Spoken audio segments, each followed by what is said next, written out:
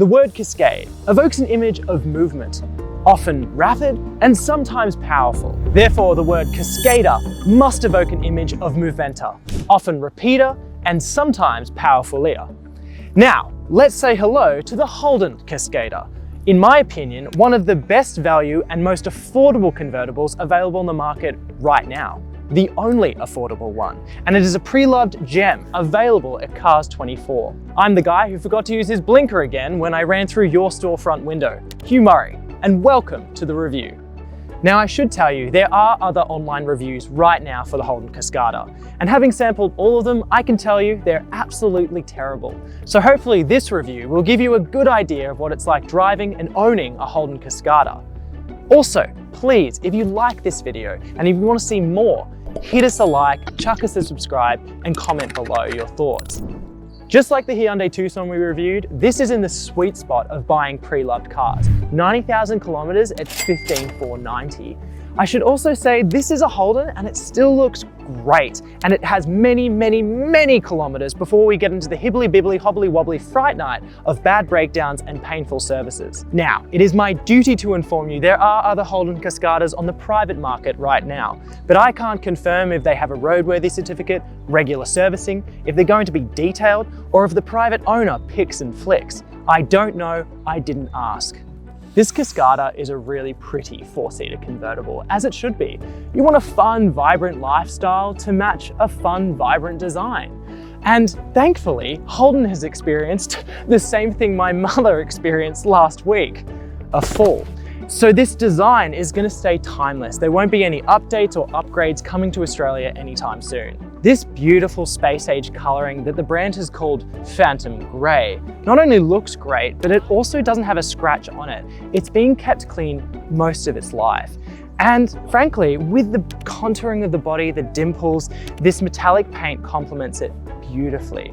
And I must say, it's hitting its 10th anniversary and it still looks young and fresh. The sloping bonnet with dimpled lines, headlights brushed up with LEDs, a slick windscreen, black soft top roof, and a beautifully creased rear end that doesn't look too rounded or bulbous like the Megane or EOS competitors. And I really do love the rear, not in that way. I love the chic headlights, this long seam, and this nice little crease in the middle that doesn't make it look bulbous, as I said. And I wish Holden used these wheels on any other of their models. It's got this beautiful 20-incher that looks like it's from Tron Legacy, and it fits this sleek body so well. And with the roof down, people are gonna envy you a bit, as they should. I mean, that's why I'm dressed so dapperly. There's a line somewhere about wearing this to get wealthy people to buy me homes, but I can't really figure out the wording. When you get into the Holden, super easy by the way, great ride height, it's already got things you'll immediately like. It's got this little helper here that brings your seatbelt out to you if you need. Kind of feels like a man behind you, just like a butler helping you out, consensually. And also when you sit down, the leather seats are glorious. It's got such comfort. They really hug you in. And you can extend the actual seat outwards in case you have long thighs or you want some extra support for those long road trips. From its time, you would think that the leather would have worn and torn. You know, you've got leather here on the center dashboard, the center, the sides, and the seats. And this beautiful stitching and beautiful dotted pattern, you would expect that to kind of stretch and tear. But it hasn't. It's actually been kept in really good condition, spick and span. I mean, there's a little bit of wearing on the leather seating, but that's kind of understandable for its time. We've also got great cabin storage too, in the center, on the sides, and a little mini glove box for you on the right here. And I think what I like the most about this car is that even though it's done 88,000 kilometers, the plastic seemed to be in really good condition. There's no squeaking, there's no movement. There's a little bit of shine on some of the buttons. I mean, it's understandable, but frankly, altogether, pretty good. Although I will say that the gear knob, it's a little bit worn. I would probably actually just replace it with a personalized funky gear knob that you can get aftermarket. I think that would be a good bet. Closing the roof as well, super easy. You've just got the center button here and you just press it and it'll do it within 17 seconds. You can even do it up to 50 kilometers an hour. And because this button isn't actually labeled, if you've got passengers, they can't bug you by pressing it off and on, off and on, off and on. So now that, we're alone in this nice comfy cabin that's closed, I can finally tell you that there's a little bit of an issue, which is the center console. Now, I love buttons, okay, but when I came in here, I was a bit overwhelmed. There are a lot of buttons, and we'll get more into that when we go into the tech section of this review. Being in this car with the roof closed, being 6 foot, I felt a little bit cramped, but then I realized I could lower the seat like in every other car I've ever driven. So it's actually got decent headroom in here.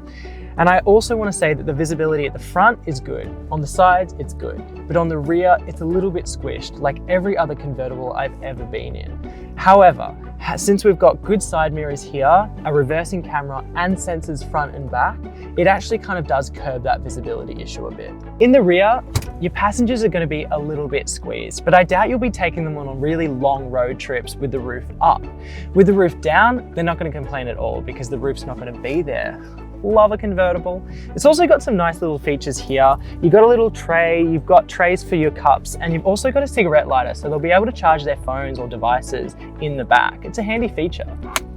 Also, when the roof is up, your rear passengers can get some fresh air because these rear side windows do open and close independently from the front side windows. Some convertibles won't even have that feature. So if your rear passengers want some fresh air, but not the whole sky with the roof up, they can get some fresh air. It's a fantastic feature of the Cascada. Now that the sun's reached its peak, it's getting a bit warm, perfect convertible weather. I've taken my jacket off, I'm ready, but I just wanted to cover the boot really quickly.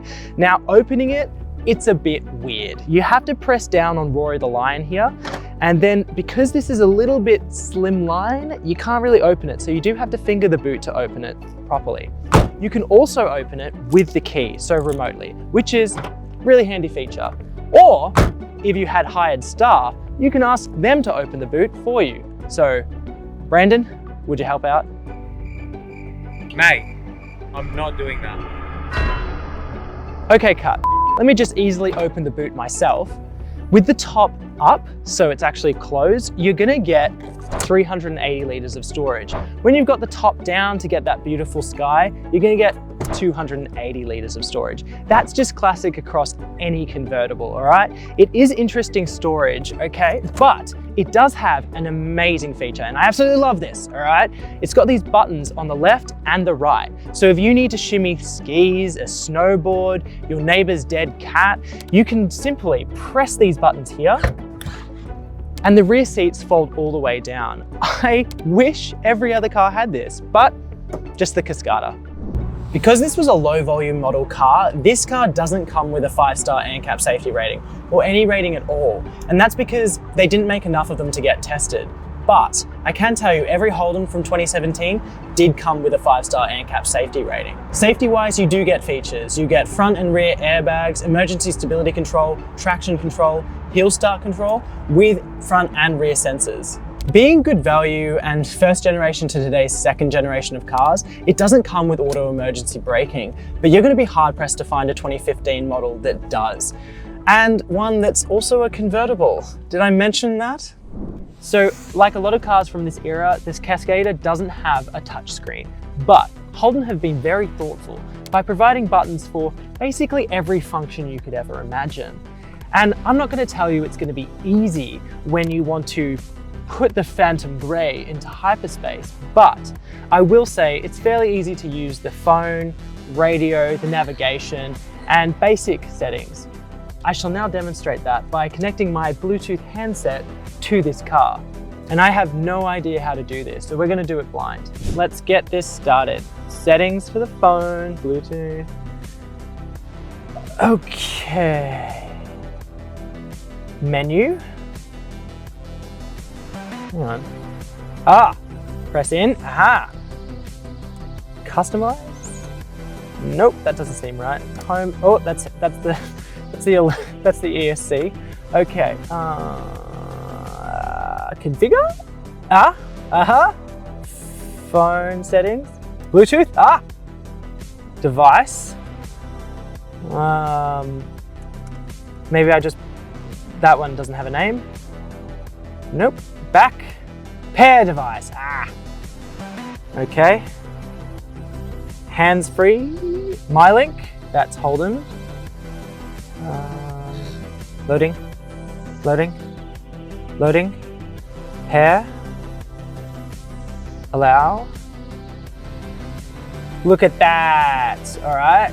Home. Source.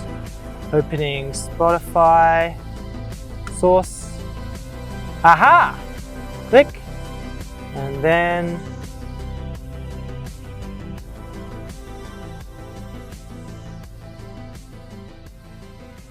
aha! I got it!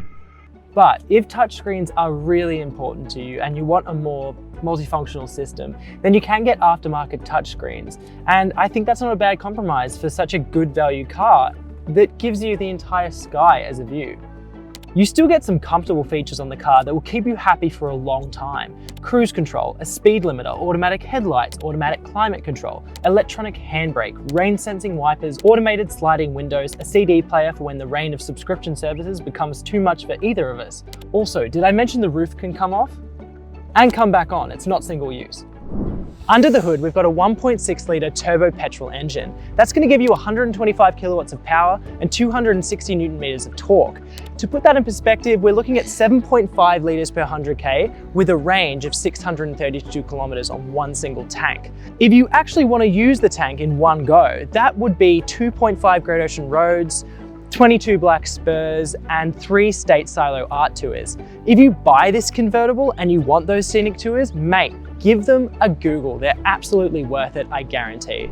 The engine itself is really lovely. You know, it's got a little pep in the step, but it's not too much. And I will say the gear changes in the 6-speed automatic are incredibly smooth. This car was designed and built in Europe by the Germans and then the Polands respectively. And you really feel that driving it along. I have to say as well, because of that and because of how it's been taken care of, I reckon you couldn't guess the age and you couldn't guess the odometer of the car either.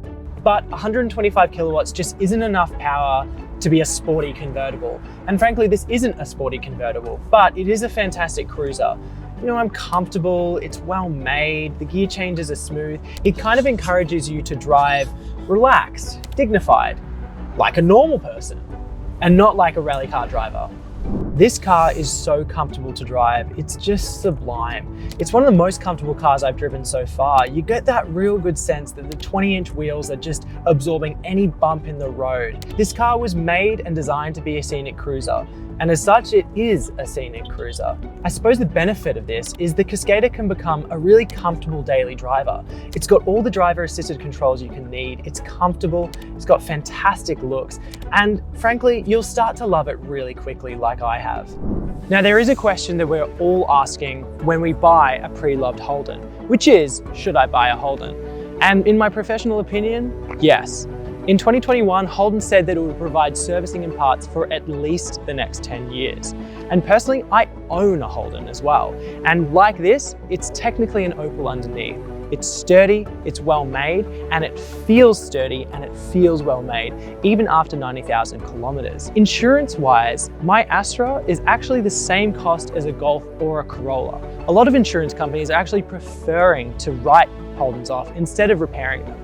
But it hasn't changed the price of insurance because the price point at 15 grand isn't that much. So it's actually a good value. And again, the A5s look bland. The Megans are shaky. And the EOS, oh God, the cabin and interior plastics, boring as hell. This is the convertible you want. It's well made, it looks great, it feels great, and it actually smells great. I forgot to mention that, but I think I should. Everyone would love to own a convertible, but people seldom elect to buy one. And I understand, they're usually too inconvenient and they're too expensive. But the Holden Cascada makes a fantastic argument against this. It can fit 4 people, it has a fantastic ride, and it's great value for money. And when you think of its year, its price, and how well made it is, you really start to think, what else is there on the market? And that's when you realize the Holden Cascada doesn't really have a competitor right now. And if you enjoyed this video and you want to see more reviews from CARS24, hit the like button, hit the subscribe button, and comment below your thoughts on the review. Thanks guys, I'll see you next time.